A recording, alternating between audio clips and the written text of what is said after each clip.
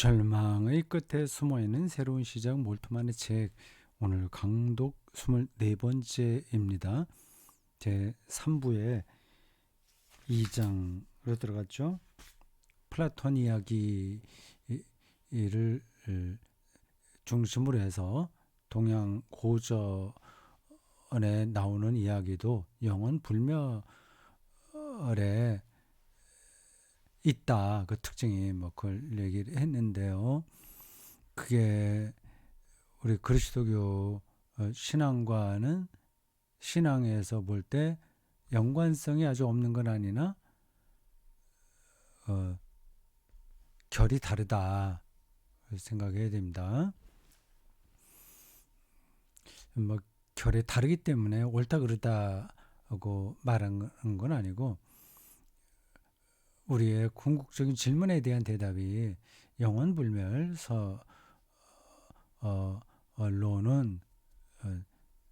충분하지 않다. 대답을 찾기 힘들다. 그 얘기입니다.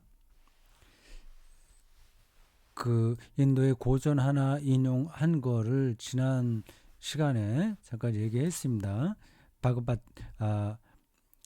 바가바드 기타예요. 바가바드 기타. 기타라는 게 무슨 뜻이 있는데 바가바드 기타. 인도의 고전 중에서 가장 잘 알려진 겁니다.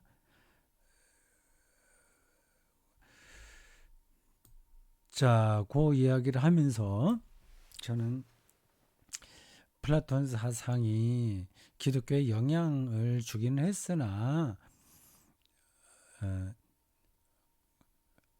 우리 기독교 창조론과 인간론에서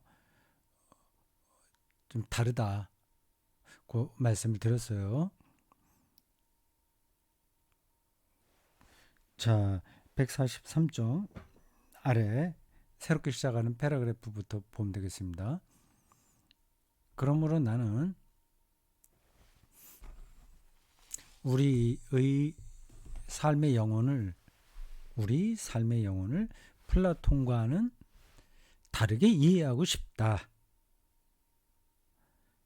즉 인간의 삶이 전적으로 살아있다면 그것은 전적으로 인간적이라고 하는 것이다.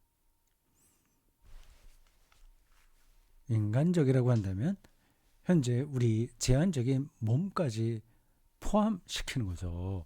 몸을 빼놓고 그 안에 아주 순수한 영혼이 따로 있다. 이렇게 보는 건 성서적 인간 이해는 아닌 거예요. 전적으로 인간적이라고 하는 것이다. 난 이게 옳다고 생각합니다. 아직까지 그 비밀이 다 밝혀지진 않았지만 지금 살아있는 우리의 그 모든 제한적인 조건들을 다 포함할 때 그게 인간의 삶이지, 육체는 이렇게 다 이 세상 원리에 따라서 해체되고 영혼은 계속 꾸준하게 순수한 거로 남는다? 이건 말이 안 되는 거죠. 인간의 살아있음은 삶에 관심을 기울이고 지금 살아있음, 삶, 생명 서로 다른 단어 같은데 같은 단어입니다. 관심을 기울이고 삶에 관여하며 자신을 개방하며, 갇혀있는 게 아니라 개방하며 자신의 삶과 다른 사람의 삶을 긍정하는 것을 의미한다. 서로 교류하고 자기의 육체적 한계에도 부둥켜 안고 살면서 자기 안에 갇히지 않고 미래를 향해서 열려있는 인간 실존, 그게 정말 살아있는 거다 하는 거죠. 이러한 삶에 대한 관심을 우리는 삶에 대한 사랑이라고 부른다.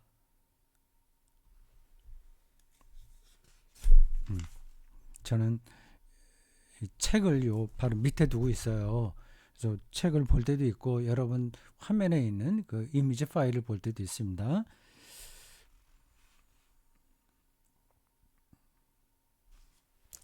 실제로 이렇게 책을 직접 읽으면 제일 좋긴 합니다. 종이로 된 책 책을 읽는 거하고 저렇게 이미지 파일로 화면에 나오는 거를 보는 거하고는 느낌이 좀 달라요. 그거 참 뭐라고 설명을 해야 될까요? 저 화면에 있는 걸 보면 무슨 약간 비현실적인 거, 이미지니까 그렇게 느껴져요. 근데 이 책을 읽으면 이게 아날로그긴 한데 실감이 느껴지는 거죠. 화면으로 보는 거는 사람을 화면으로 대화하는 것 같다면 이 책을 읽는 거는 직접 앞에 사람을 보고 대화하는 것 같은 거죠. 어쨌든 우리는 지금 화면으로 공부를 하니까 이 이미지 파일만으로 이걸 보는 것만 하더라도 만족해야 되겠습니다. 뭐 옛날 같으면 상상이나 했겠어요? 사랑이라고 부른다. 다음 143쪽, 144쪽으로 넘어갑니다.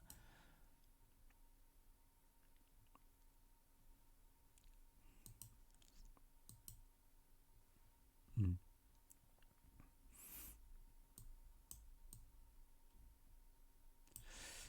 그것은 전적으로 살았고 부분적으로 사는 게 아니라 그리고 육체로만 살거나 뭐 정신으로만 사는 게 아니라 전적으로 통전적으로 살았고 그렇잖아요. 저도 그렇게 살았습니다. 모든 여러분과 똑같은 그런 한계를 안고 그래 살았어요. 근데 사랑하고 미워하고 화나고 뭐 그런 게 다 들어 있습니다. 따라서 사랑했던 삶을 나타낸다. 우리의 영혼은 언제나 우리가 정열적으로 관심을 기울이는 그곳에 머물게 된다. 그것은 삶에 대한 사랑의 힘으로써 주저하지 않고 오히려 우리 자신을 벗어나 우리의 삶을 거는 그곳에 머물게 된다. 영혼과 육체가 다 포함된 삶인 거죠. 당신이 관심을 기울이는 한 당신은 존재하게 될 것이다. 그러나 우리가 우리 자신을 벗어나게 되면 행복을 느낄 뿐만 아니라 고통도 느끼게 될 것이다. 다시요. 당신의 관심을 기울이는 한 당신은 존재하게 될 것이다. 그러나 우리가 우리 자신을 벗어나게 되면 행복을 느낄 뿐만 아니라 고통도 느끼게 될 것이다. 이게 무슨 말이야? 조금 더 봅시다. 우리는 삶의 살아있음을 경험하는 동시에 사랑에 대한 죽음의 치명성도 경험하게 될 것이다.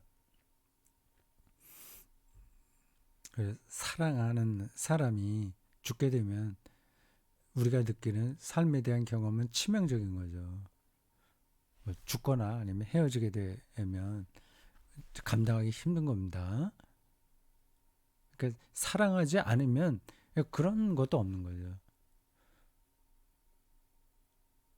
무감각하면 고통도 없는 거죠.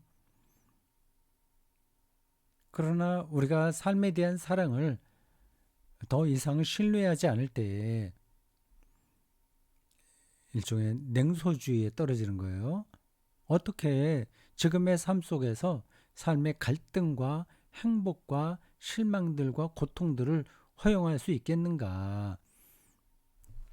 참으로 인간적인 문제는 불멸하는 영혼과 사멸하는 육체의 이원주의가 아니라 보통 이원론이라고 합니다.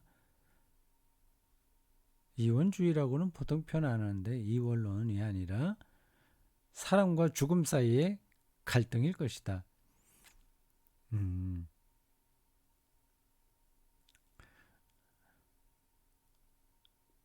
예, 바로 조금 위에서 이게 무슨 뜻이냐 하는 문장이 있었죠. 그러나 우리가 우리 자신을 벗어나게 되면 행복을 느낄 뿐만 아니라 고통도 느끼게 될 것이다. 벗어난다고 하는 게 누굴 사랑한다는 얘기 같아요. 자기가 거기에 모든 삶의 근거를 두니까 자기로부터 벗어나는 거죠. 나를 보존하려고 막 이렇게 부둥켜 안는 게 아니라 그쪽에다가 자기를 맡기는 거잖아요. 그럼 행복한데 또 고통도 느낀다. 거기서 이제 결정적인 고통은 죽음의 치명성인 거죠.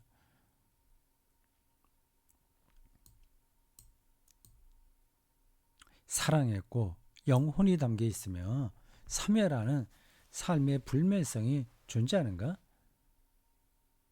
영혼은 쏙 빠지고 몸으로만 살아가는 건 아니잖아요. 사랑했고 영혼이 담겨 있으며 사멸하는 삶의 불멸성, 사멸하는 삶, 네, 불멸성이 존재하는가?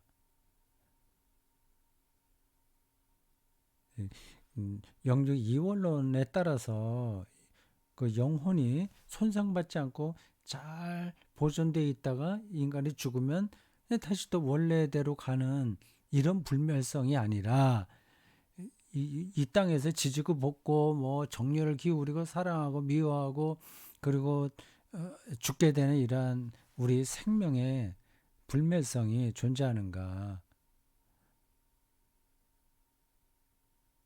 그런 질문이에요. 좀 다른 거죠. 불멸성을 얘기한다고 하더라도 다른 거죠. 영혼이 순수하게 처음부터 순수하고 중간에도 순수하고 나머지도 순수하고 육체에 전혀 영향을 받지 않는 그것이 계속 불멸한 대로 가는 거를 말하는 거하고 뒤죽박죽인 이러한 육체를 가진 인간의 삶 안에서의 결국 그래서 죽을 수밖에 없는 이러한 삶이 불멸하는가 하는 그런 두 가지 질문인 겁니다. 서로 다른 거예요. 우리 그리스도교는 이 두 번째 질문에서 불멸성을 생각하는 겁니다. 영원한 생명이라고 할 때요. 그러니까 지금 우리가 살아있는 이 삶이 이래도 좋고 저래도 좋고 뭐 우리 영혼에는 아무 지장을 주지 않는 그런 게 아니라는 거죠. 굉장히 정확한 인간 이해가 아닐까 생각합니다. 저도 그렇게 믿고 있고요. 이러한 명백한 모순은 우리가 불멸성을 주체 혹은 우리 안에 있는 무감각한 본질이고 플라톤적인 영혼에 속한 것으로 보지 않고 이데아 차원에서 보지 않고 불멸하는 하나님에 대한 전체로서의 인간의 관계에 속한 것으로 볼 때에 해소될 것이다.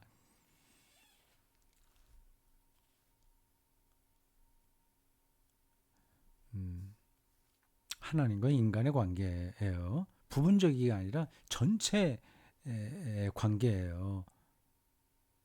기독교 신학은 그 시작 이래로 영혼이란 개념의 변천을 연구하는 데에 진력하였다. 각주 한번 볼까요? 영혼에 대한 개념의 변천, 영혼을 어떻게 보느냐 하는 거예요. 각주 45번.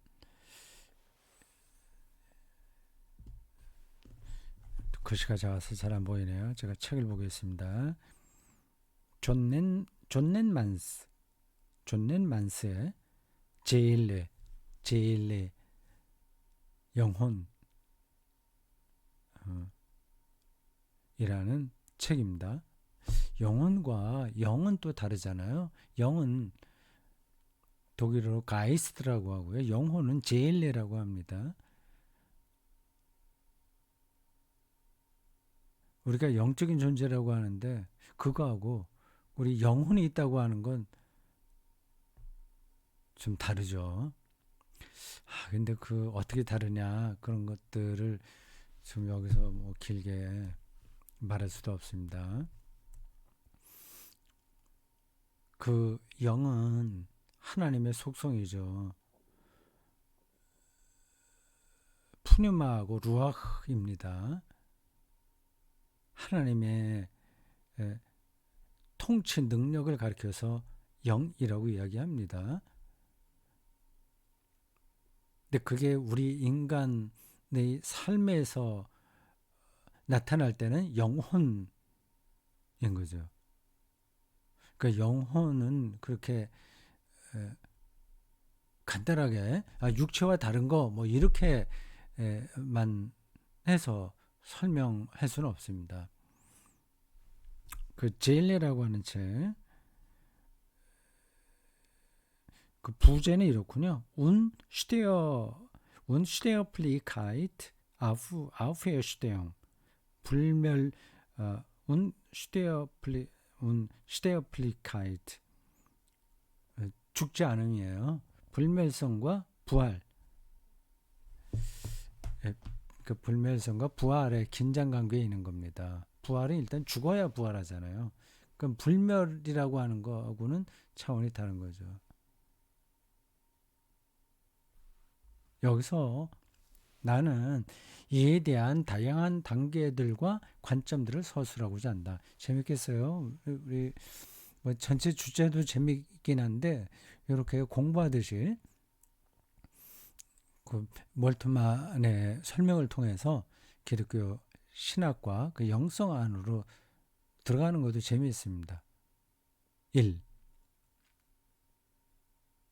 구약과 신약 성서는 우리 인간과 이 세상의 모든 생명체들을 살아있게 만드는 신적인 영, 여기서 영이라고 나오잖아요. 아까 영혼하고는 다른 거예요. 영은 푸뉴마, 루아흐입니다. 신적인 영이 언제나 불멸성을 지닌 것으로 기술한다. 시편 31편 6절과 함께 누가복음은 죽어가는 예수가 내 영혼을 아버지 손에 맡깁니다 라고 기도했음을 보도한다. 파울 게르하르트는 이 구절로부터 다음과 같은 시를 썼다. 파울 게르하르트는 정말 유명한 찬송가 작사자입니다. 독일 찬송가에 저 사람의 그 작사 곡이 많이 있을 거예요. 게르하르트라고요. 파울 게르하르트. 죽음은 우리를 죽일 수 없고, 다음 쪽으로 넘어갑니다. 145쪽이에요.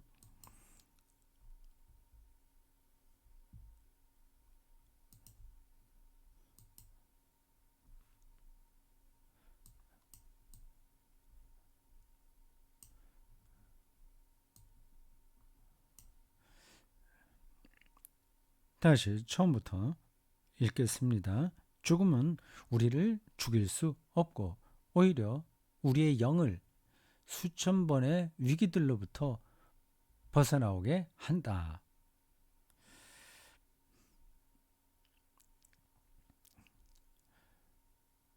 성서 표상들에 의하면 살아있게 만드는 영.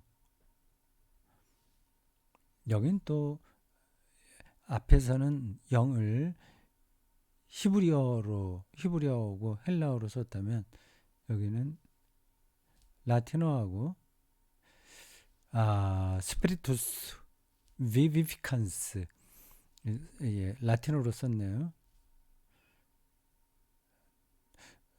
독일을 비롯한 그 유럽에서 신학을 전공한 사람들에게서 가장 제가 부러워하는 것은 성서 언어 고어, 신학 고어, 그거를 잘한다는 겁니다.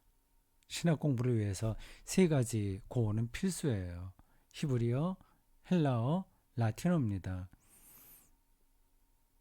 그걸 신학교에서 시험 치는 게 아니라 그 시에서 자격증 비슷하게 시험을 치는 것 같던데요. 제가 아주 옛날에 그 독일에 잠시 유학했을 때 경험한 바에 따르면 말이죠. 그래서 의학, 법학, 신학 이거 전공한 학생들은 그 시에서 그 치루는 시에서 진행하는 그 고어에 합격해야 됩니다. 합격증이 있어야 돼요. 그 세 가지입니다. 히브리어, 헬라어, 라틴어.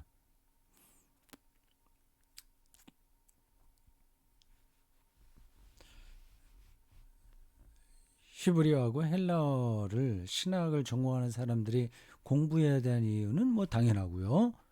구약과 신약, 성경을 읽고 해석해야 되니까요. 라틴어를 공부해야 되는 이유도 분명합니다. 초기 그리스도교 신학 책들이 대다수가 라틴어로 기록됐기 때문입니다. 물론 처음에는 헬라어로 썼죠. 헬라어로요. 아주 초기에는 헬라어로 쓰다가 나중에 이제 로마 국교가 되면서 라틴 신학이 꽃을 피우고 라틴어로 썼습니다. 아우구스티누스도 라틴어로 책을 썼을 겁니다.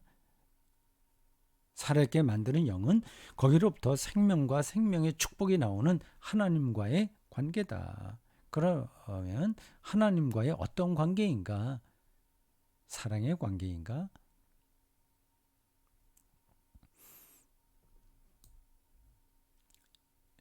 2번, 인간은 지상에서의 하나님의 형상으로 창조되었다. 뭐 지상에서 의가 아니에요. 지상에서.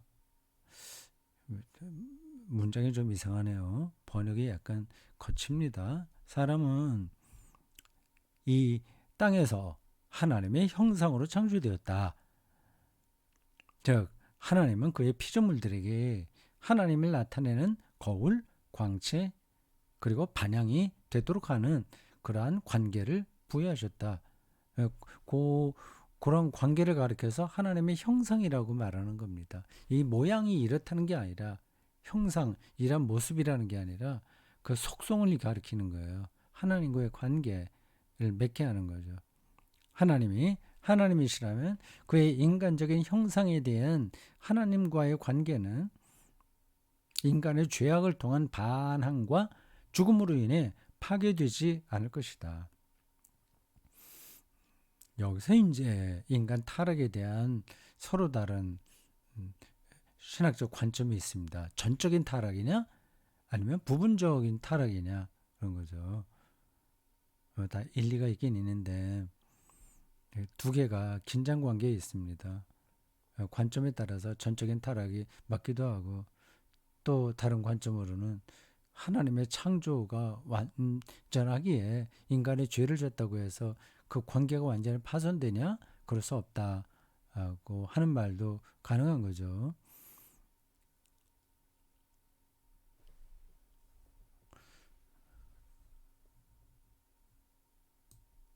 그걸 이제 신학적으로 설명하려고 노력하기도 합니다.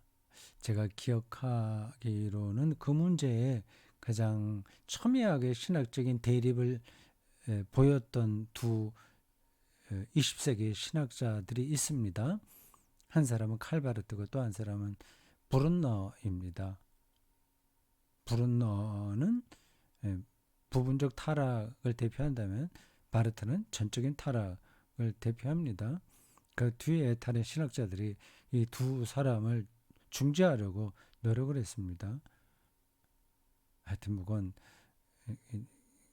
굉장히 예민한 그 신학 그 교리사에서 벌어진 이야기들입니다.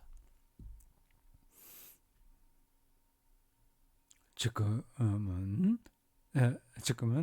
그렇게 전적인 타락을 주장하는 학자들은 많지 않습니다. 근데 그 전적인 타락이라고 하는 말이 하나님의 창조 능력을 부정하는 데까지 가는 건 아니고 인간이 자율적 노력으로 뭔가를 이룰 수 있다고 하는 것에 대한 부정인 거죠.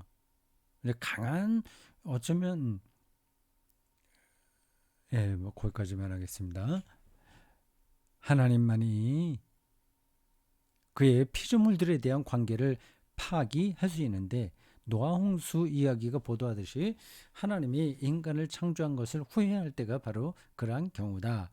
그러나 하나님이 인간에 대한 관계를 보존하시는 한 인간을 하나님의 형상으로 삼은 그 결정은 철회되거나 파괴되지 않고 오히려 존속한다. 만일 그렇지 않을 경우 시간과 죽음의 세력들이 하나님보다 더 강할 것이다. 인간에 대한 하나님의 이러한 특별한 사랑의 관계로부터 유래하는 것이 생명 혹은 영혼 혹은 영이라 일컬어진다. 네, 특별한 사랑의 관계로부터 생명의 본질이 뭐냐, 또 영혼 혹은 영이 뭐냐 하는 질문에 대한 대답을 찾을 수 있다는 거죠.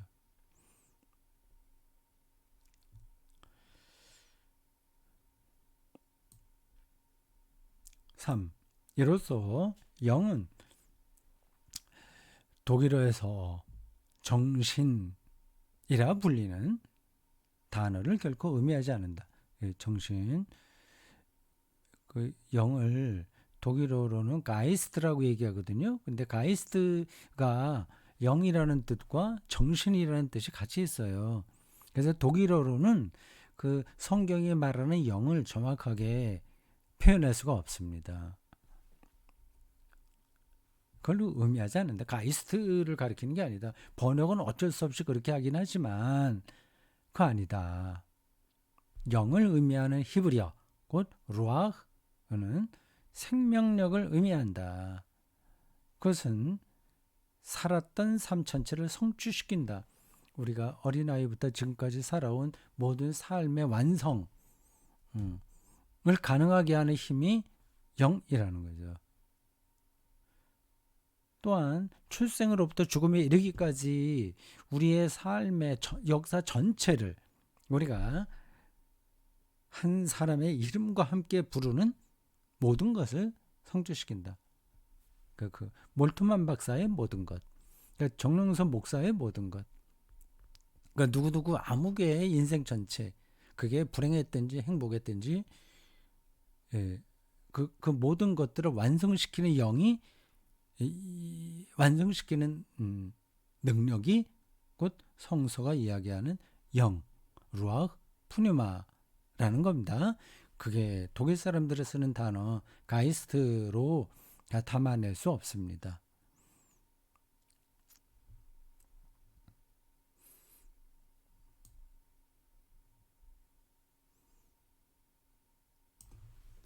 다음에 또 뭐 인용한 게 나오네요.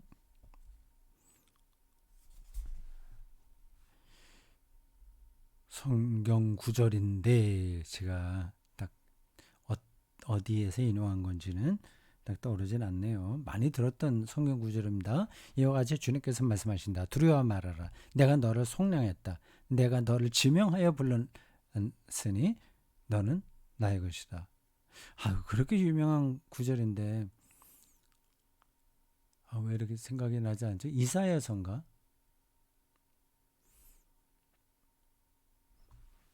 네, 하여튼 그 비슷한 어디 언저리에 있는 구절일 겁니다. 여기 다음에 나오네요. 네, 146쪽입니다.